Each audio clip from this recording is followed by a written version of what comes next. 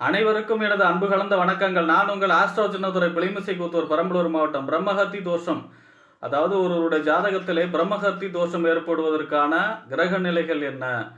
பிரம்மஹத்தி தோஷம் ஏன் ஏற்படுகிறது? பிரம்மஹத்தி தோஷம் ஒருவருக்கு இருந்தால் அவர்களுக்கு வாழ்விலே நடக்கக்கூடிய விஷயங்கள் என்ன? அதற்கான தீர்வுகள் என்ன? பரிகாரங்கள் என்ன என்பதை பற்றி இந்த காணொளியிலே பார்ப்போம். இது போன்ற தொடர்ந்து ஜோதிட தகவல்களை பெறவும், தமிழ் மாத ராசி பலன்களை தெரிந்து கொள்ளவும் நமது சேனல் ஆஸ்ட்ரோ சின்னதுரை சப்ஸ்கிரைப் செய்து கொள்ளுங்கள், லைக் பண்ணுங்க, நண்பர்களுக்கு ஷேர் பண்ணுங்க. பொதுவாக பிரம்மஹத்தி தோஷம் அப்படின்னா, பிரம்மம்னா இந்த பிரபஞ்சம். இந்த பிரபஞ்சத்திற்கு இயற்கை விதிக்கு தீங்கு செய்தவர்கள், இந்த பிரபஞ்சத்திற்கு வாழும் உயிரினங்களுக்கும் இந்த பிரபஞ்சத்திற்கும் தீங்கு செய்தவர்கள் அப்படின்னு அர்த்தம். அதாவது இப்போ ஹத்தினா கொலை, அதாவது இந்த பிரபஞ்சத்தில் உள்ள உயிர்களுக்கு தீங்கு செய்தவர்கள், பிரபஞ்சத்திற்கு தீங்கு செய்தவர்கள், கொலை செய்தவர்கள், இந்த மாதிரியான தோஷம். அதை தான் பிரம்மஹத்தி தோஷம் அப்படின்னு சொல்லுவாங்க.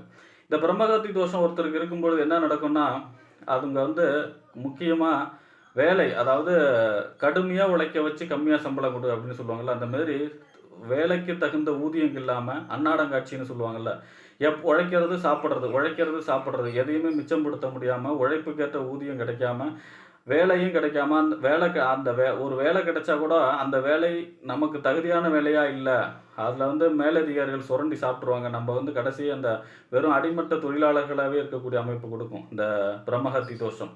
அப்போ உழைப்பு, வேலை, இந்த மாதிரி திருமண சமயத்தில் ரொம்பவும் பிரச்சனை கொடுக்கும்.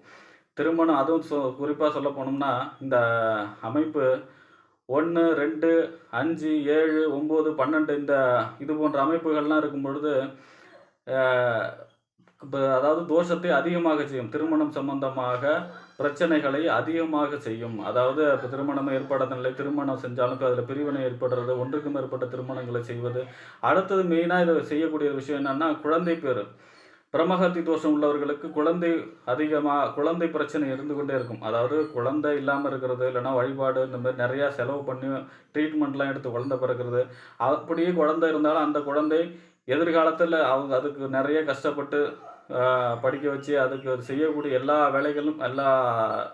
வேலைகளையும் செஞ்சாலும் அது திருப்பி செய்யக்கூடிய அந்த வேலையை கரெக்டாக செய்யாது. அப்போ சரியான புத்திரர்களை பெறாமல் போவது, இந்த மாதிரியான வேலைகள் எல்லாம் இந்த பிரம்மஹத்தி தோஷம் கொண்டவர்களுக்கு இருந்து கொண்டே இருக்கும். அதாவது அடிக்கடி நோய்வாய்ப்படுறது, அடிக்கடி எப்போ ஒரு நோய் போனால் அடுத்த நோய் வர்றது, தீராத மருத்துவ செலவுகள், நலியும் பிணியுமாகவே வாழ்ந்து கொண்டிருப்பது, ஒரு இருட்டில் குண்டூசி தேடுற மாரி ஒரு தெளிவற்ற நிலையை கொடுத்துக்கிட்டே இருக்கும் பிரம்மஹத்தி தோஷம். ஆக இந்த பிரம்மஹத்தி தோஷம் எப்படி ஏற்படுது? பிரபஞ்சத்திற்கு தீங்கு செய்தவர்கள், பிரபஞ்சத்தில் உள்ள உயிர்களுக்கு தீங்கு செய்தவர்கள், இவர்களுக்கு ஏற்படுகிறது. எந்தெந்த கிரகத்தால் ஏற்படுகிறது? குரு, சனி. ஒருவருடைய ஜாதகத்தில் குருவும் சனியும் 10 டிகிரிக்குள்ளே சேர்ந்திருக்கும் பொழுது பிரம்மஹத்தி தோஷம் ஏற்படுகிறது. அதே போல் சனி 3, 7, சனிக்கு 3 பார்வை, 3ஆம் இடம், 7ஆம் இடம், 10ஆம் இடம், இந்த பார்வையால் ஒருவருக்கொருவர், குரு சனி ஒருவருக்கொருவர் பார்வை பெறுவது. அதாவது குரு 3, 7, 10ஆல் சனி 3, 7, 10ங்கிற பார்வையால் குருவை பார்க்கறது, குரு 5, 7, 9 பார்வையால் சனியை பார்க்கறது. இது பிரம்மஹத்தி தோஷத்தை ஏற்படுத்துகிறது. ஒருவருக்கு பார்வையில் இருக்கணும். இப்போ ஒருத்தர் குருவுடைய பார்வை சனிக்கு இருந்தால் சனி சுபத்துவம் அடைஞ்சிடும். ஆனால் சனியோட பார்வையும் குருவுக்கு இருக்கணும். அப்போ தான் அது பிரம்மஹத்தி தோஷமாக இருக்கும். ஆக இப்படி பார்வையால் தொடர்பு கொள்வது. அடுத்தது பரிவர்த்தனை பெறுவது. இப்போ சனியோட வீடு மகரம் கும்பம், குருவுடைய வீடு தனுசு மீனம். இந்த தனுசு மீனத்தில் சனி இருக்கிறது, இந்த குரு மகரம் கும்பத்தில் குரு இருக்கிறது. இந்த மாதிரியான பரிவர்த்தனை பெறுவது. அல்லது நட்சத்திர சார பரிவர்த்தனை.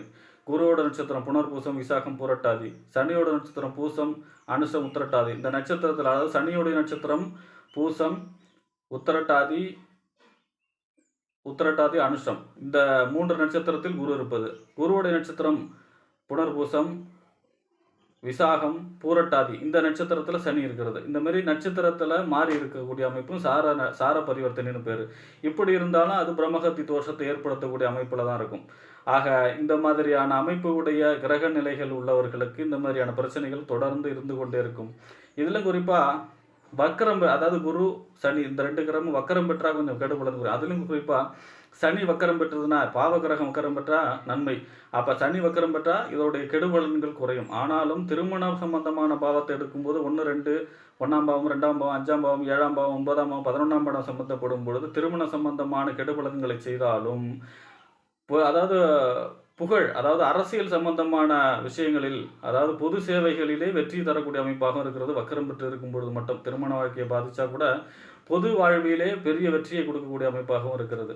மெயினாக இது இப்போ செய்யக்கூடியதுன்னா புத்திர சம்பந்தமான தோஷம், கலைப்பு கருதோஷம் ஏற்படுறது, இந்த மாதிரி குழந்தை இல்லாமல் இருக்கிறது, அது குழந்தையாக நிறைய செலவு ட்ரீட்மெண்ட் பண்ணுறது, குழந்தை பிறந்த அந்த குழந்தை நமக்கு நம்மளுடைய சொல் பேச்சு கேட்காம இருக்கிறது, இதெல்லாம் வந்து பிரம்மஹத்தி தோஷத்தை குறிக்கக்கூடிய அமைப்பு.